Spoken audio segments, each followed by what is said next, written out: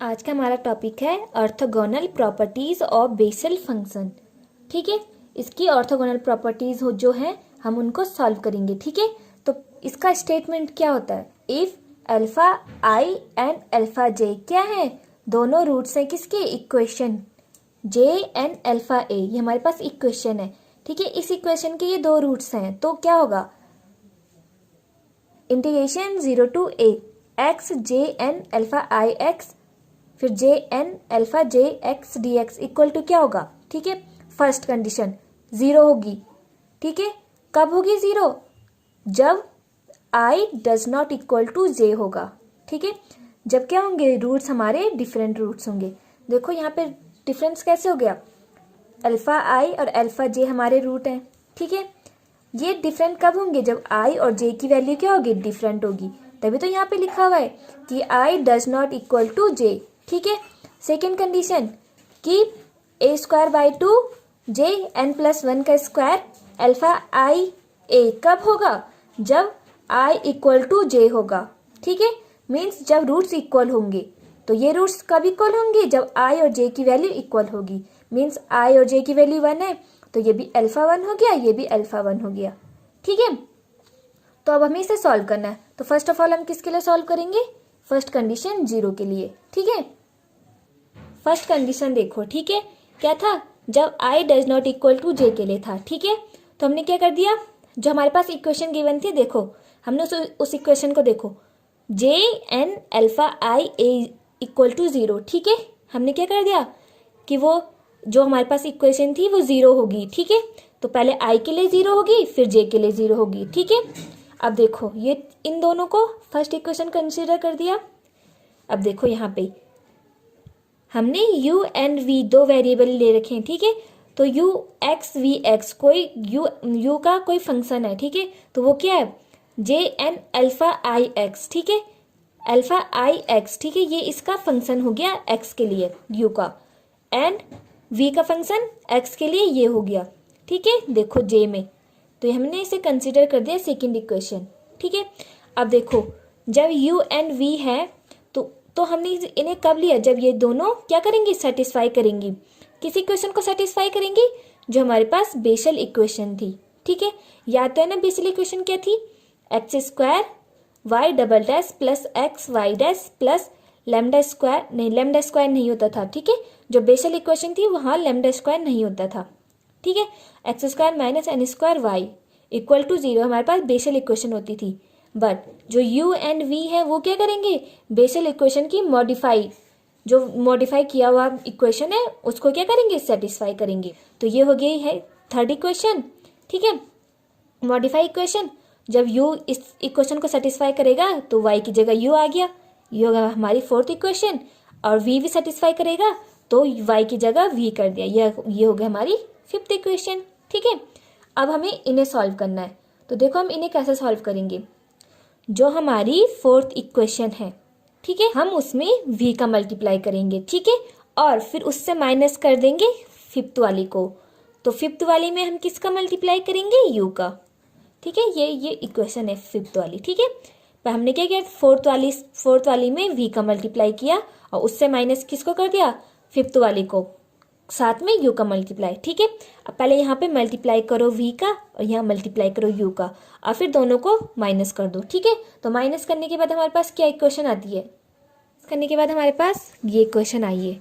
ठीक है, अब हम इसको सॉल्व करेंगे। तो हमने क्या कर दिया? इससे x को कॉमन लेके यहाँ 0 में डाल दिया। ठीक है, तो यहाँ जो इक्वेशन बची है वो बची है x u double dash v minus v double dash u plus v u dash minus u v dash. हमारे पास ये इक्वेशन बची है। ठीक है, और जो हमारे पास ये वाली इक्वेशन है, जो हमारे पास ये वाली टर्म है वो हमने क्या कर दिया? राइट हैंड साइड में लिख लिया। ठीक है, राइट हैंड साइड में लिखने के बाद ये माइनस में चला जाएगा। ठीक है, तो माइनस को प्लस में करने के लिए हमने क्या कर दिया? अल्फा जे को पहले ला गए और माइनस अल्फा आई कर दिया। ठीक है, देखो तब ये माइनस का प्लस हो गया। ठीक है, अब देखो यहाँ पे u डबल डैश है। ठीक है, u डबल डैश को हम क्या लिख सकते हैं? D by D x u dash लिख सकते हैं ना। वैसी v डबल डैश को d by D x v dash. ठीक है, तो देखो जब हम यहाँ पे ये दोनों टर्म लिखेंगे तो यहाँ से dx क्या आएगा हमारा, कॉमन आ जाएगा। तो निकालो कॉमन, x d/dx, ठीक है, u dash v minus v dash u plus v u dash minus u v dash equal to, जो राइट हैंड साइड में चल रहा है, x लैम्डा j का स्क्वायर माइनस लैम्डा i का स्क्वायर u v, ठीक है, ये जो चल ही रहा है। ठीक है, अब देखो अगर हम इन दोनों टर्म्स को देखें तो क्या है, इसे सॉल्व देखो, हमेशा ऐसे सॉल्व कर सकते हैं, d/dx x u dash v minus v dash u। देखो कैसे, अगर हम इसे फर्स्ट फंक्शन इसे सेकंड फंक्शन मानेंगे और इसका डिफरेंशिएशन करेंगे तो हमारे पास यही टर्म आएगी। ठीक है, और देखो जो साथ में चल रहा है, अल्फा j का स्क्वायर माइनस अल्फा i का स्क्वायर u v, इसको हमने कंसिडर कर दिया, हमारे पास 6th क्वेश्चन है ये। ठीक है, अब देखो इसका इंटीग्रेशन करो, किसके रिस्पेक्ट में, x के रिस्पेक्ट में इसका इंटीग्रेशन करना है और लिमिट्स कहाँ से कहाँ तक जाएगी, 0 से a तक जाएगी। ठीक है, तो करो, इंटीग्रेशन करोगे, देखो इसका इंटीग्रेशन तो d/dx से इंटीग्रेशन वाला साइन कट जाएगा, तो आ जाएगा x u dash v minus v dash u। ठीक है, बट साथ में क्या, लिमिट तो चलेंगी 0 to a। ठीक है, और ये अल्फा j का स्क्वायर माइनस अल्फा i का स्क्वायर, ठीक है, और integration 0 to a x u v dx। ठीक है, ये हमारा चल ही रहा है। ठीक है, अब देखो जो हमारी सेकंड इक्वेशन थी वो किस में थी, u एंड v में थी। ठीक है, तो u की वैल्यू ये है, v की वैल्यू ये है, बट अगर हम देखो u को अगर हम डिफ्रेंशिएट करेंगे तो क्या आएगा, ये j n alpha i x और j डैश, क्योंकि हमें पता नहीं किस ये फंक्शन क्या है। ठीक है, और ऐसी v का कितना आ जाएगा, j n dash alpha j x आ जाएगा ना। ठीक है, तो देखो u की वैल्यू ये है, u डैश की वैल्यू ये है, v की वैल्यू ये है, v डैश की वैल्यू ये हो गई है। ठीक है, तो इन वैल्यू को क्या करेंगे हम, जो हमारी 6th इक्वेशन है उसमें पुट कर देंगे, 6 नहीं ये 7th इक्वेशन है। ठीक है, इसमें सारी वैल्यूज को पुट कर दो, तो देखो पुट करने के बाद क्या आएगा, इसको इधर लेके आ जाओ, लेफ्ट हैंड साइड में लाने के बाद देखो इसे सॉल्व करो, 0 to a। ठीक है, x की जगह x है, u की जगह क्या था, j n alpha i x। ठीक है, और v की जगह j n alpha j x। ठीक है, और ये dx इक्वल टू, पुट करो यहाँ पे सारी वैल्यूज, x हमने सारी वैल्यूज यहाँ पे पुट कर दी, u डैश v डैश की। ठीक है, अब देखो जो हमारे पास फर्स्ट इक्वेशन थी, फर्स्ट इक्वेशन में क्या था, j N alpha j x की वैल्यू कितनी थी, 0, और जे एन अल्फा आई एक्स की वैल्यू कितनी थी, 0। तो 0 से क्या पता चल गया कि ये पूरी इक्वेशन क्या हो गई, 0 हो गई है। ठीक है, जब ये 0 हो गई है तो हमारे पास ये बच गई है, अल्फा जे का स्क्वायर माइनस अल्फा आई का square, 0 to a x J N alpha I x J N alpha j x D x equal to 0 आ गया है। ठीक है, इसे भी राइट हैंड साइड में डाल दो तो ये भी आ गया 0। हमारे पास बच गया सिर्फ 0 to a x J N alpha I x J N alpha j x D x equal to 0। ठीक है, आगे ना प्रूफ आ गया। ये कब आया हमारे प्रूफ, जब i does not equal to j था। ठीक है, तब हमारा ये फर्स्ट प्रूफ आ गया है। ठीक है, अब हम प्रूफ करेंगे इसकी सेकेंड प्रॉपर्टी है, जो नेक्स्ट प्रॉपर्टी किसके लिए थी, i इक्वल टू j के लिए थी, जब रूट्स क्या होंगे हमारे इक्वल होंगे। ठीक है, तो उसे कैसे सॉल्व करना है, अभी हमने जो प्रीवियस सॉल्व किया उसमें हम इक्वेशन नंबर 4 देखेंगे। तो 4 क्या थी हमारे पास, square u double dash plus x u dash plus lambda square x square minus n square u था ना हमारे पास ये वाली इक्वेशन। तो हम इस इक्वेशन में क्या कर देंगे, मल्टीप्लाई करेंगे 2u डैश का। ठीक है, तो कर दो पूरी इक्वेशन में 2u डैश का, तो ये गया 2u डैश, ये हो गया 2u डैश पहले से है तो u डैश का स्क्वायर हो जाएगा, 2u डैश हो गया। ठीक है, अब सेम वही हमने क्या करना है, यहाँ से देखो इसे हम किस फॉर्म में लिख सकते हैं, देखो ये हो गया d by D X X square U dash का स्क्वायर माइनस एन का square U square plus lambda I का square x square U square, ठीक है, और माइनस 2 लेमडा आई का square X U square equal to 0, ठीक है। अब देखो हमने ये वाली टर्म क्यों लिखी है यहाँ पे, ठीक है। देखो अगर हम इस वाली टर्म को सॉल्व करेंगे, इस वाली को डिफ्रेंशिएशन करेंगे, तो डिफ्रेंशिएशन करने के बाद आ रही है हमारी 2x यू डैश का square plus 2x square U dash U double dash minus 2n square U dash plus 2 alpha आई का स्क्वायर एक्स यू स्क्वायर, ठीक है, प्लस 2 लेमडा आई का square x square U dash, ठीक है। सिर्फ इतनी term solve करने के बाद, इतनी टर्म को सॉल्व करने के बाद हमारे पास ये आ रही है, ठीक है। अगर हम अब इस टर्म को सॉल्व करेंगे तो देखो याली 2x square U dash U double dash आ गया, सेकेंड वाली प्लस 2x यू डैश का स्क्वायर, ठीक है। अब देखो थर्ड वाली में से हमें पता है कि प्लस 2 कॉमन ले लो, ठीक है, लेमडा आई का स्क्वायर आना चाहिए, तो लेमडा आई, देखो लेमडा आई का स्क्वायर और उसके साथ एक्स स्क्वायर होना चाहिए, तो वो इस वाली में है, देखो तो ये हो गया एक्स स्क्वायर, ठीक है, और साथ में माइनस एन का स्क्वायर आता है जो हो गया इस वाली टर्म में एन स्क्वायर, ठीक है। अब देखो ये वाली टर्म आ गई है, साथ में क्या है यू डैश बच गया है, ठीक है। देखो हमारे पास ना यही टर्म आ गई है, ऊपर वाली आ गई है ना, हमारे पास एक्स्ट्रा क्या बचा है, ये वाली टर्म कि 2 अल्फा आई का स्क्वायर एक्स यू स्क्वायर, हमारे पास ये वाली टर्म एक्स्ट्रा है, इसलिए हमने क्या किया, इसमें से यही वाली टर्म को माइनस कर दिया है, ठीक है। ये प्लस में बची है एक्स्ट्रा और हमने इसी को माइनस कर दिया है, तो प्लस से माइनस कट हो जाएगा। अगर हम इसको सॉल्व करेंगे तो हमारे पास सेम क्या आएगा, यही ऊपर वाली टर्म आएगी, ठीक है। तो हमने इसको यहाँ पे ऐसा सॉल्व कर दिया है। अब देखो ये वाली टर्म को, ठीक है, ये माइनस है तो इसे प्लस कर दो, अल्फा आई का square X U square equal to D by D X square U dash का स्क्वायर माइनस एन का square U square plus lambda I का square x square U square, ठीक है। ये आ गया हमारा इतना। अब हम इसको क्या करेंगे, इंटीग्रेट करेंगे, कहाँ से कहाँ तक, 0 से a तक इसका इंटीग्रेशन करेंगे, ठीक है। इंटीग्रेट करने के बाद हमारे पास ये आया है, ठीक है। अब देखो जो हम फर्स्ट ऑफ ऑल हमने क्या, u की वैल्यू u डैश की वैल्यू क्या करेंगे, हम इस वाली इक्वेशन में पुट कर देंगे, तो देखो ये आ जाएगा 2 अल्फा आई का square 0 to a x, u की क्या थी j n alpha i x था ना, और ये dx, ठीक है। और देखो बट यहाँ पे u स्क्वायर है तो ये jn का स्क्वायर हो जाएगा, ठीक है। और सेम यही सारी वैल्यूज यहाँ पे पुट कर दो, सारी वैल्यूज हमने पुट कर दी है, ठीक है।